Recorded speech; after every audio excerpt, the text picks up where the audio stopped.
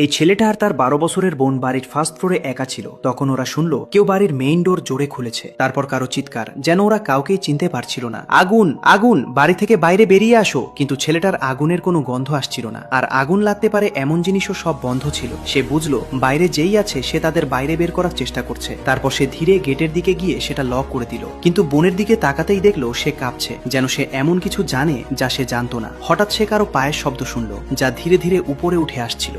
ধীরে ধীরে উপরে উঠছিল। কেউ দরজার হ্যান্ডেল খোলার চেষ্টা করলো। আবার চিৎকার শোনা গেল, দয়া করে বাইরে আসুন, এটা ফায়ার ডিপার্টমেন্ট।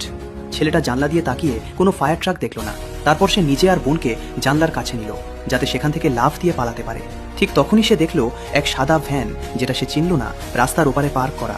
ড্রাইভারের সিটে এক লোক সরাসরি ছেলেটার দিকে তাকিয়েছিল, যেন সে চাইছে ছেলেটা বাড়ি থেকে বাইরে বেরিয়ে আসুক।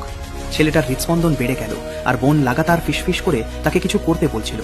দরজার লক খোলার চেষ্টা, এখন সব থেমে গিয়েছিল। আর তাই আরো অদ্ভুত লাগলো।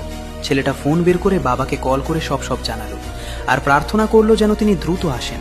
ঠিক তখনই বোন তার হাত ধরে কানে ফিসফিস করে বলল, বাইরে থাকা লোকটাকে সে চেনে। সে তার স্কুলেরই এক ছেলে, যে তাকে হয়রানি করত। ছেলেটা বোনকে জড়িয়ে ধরল, পাশে থাকা রিমোটটা তুলে নিল আর বলল, সে যদি ভেতরে ঢোকে আমি তোমার গন্ধ পেল, যা নিচ থেকে আসছিল। ছেলেটা বুঝলো তালা খোলার চেষ্টা কেন থেমে গিয়েছিল। ছেলেটা সত্যি আগুন লাগাতে নিচে গিয়েছিল। ছেলেটার হাত কাঁপছিল, কিন্তু সে কিছু বোঝার আগেই কেউ দরজায় পরপর লাথি মারতে লাগলো। তার বোন কাঁদতে শুরু করলো, আর মেয়েটা জানতো তাকে শান্ত থাকতে হবে। বোনের জন্য ছেলেটা বলল, চলো জানলাটা আবার দেখি। তারা ধীরে জানলা দিয়ে উকি দিয়ে দেখলো ভ্যানটা খালি।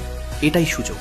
তারপর সে বোনকে নামতে সাহায্য করলো, কিন্তু নিজে নামতে নিচে তাকাতেই তার মুখ ফ্যাকাশে হয়ে গেল। কারণ 1 নম্বর সেই ভয়ঙ্কর লোকটা ঠিক নিচে দাঁড়িয়ে তাদের দিকেই তাকিয়েছিল, হাসছিল। তারপর লোকটা ড্রেন পাইপ ধরে উপরে উঠল। বোন জানলা দিয়ে আবার ভেতরে এলো, আর দুজনে জড়িয়ে ধরল। তারা ভাবলো এটাই বুঝি শেষ। কিন্তু তখনই ছেলেটা গাড়ির টায়ার ঘষার শব্দ শুনল।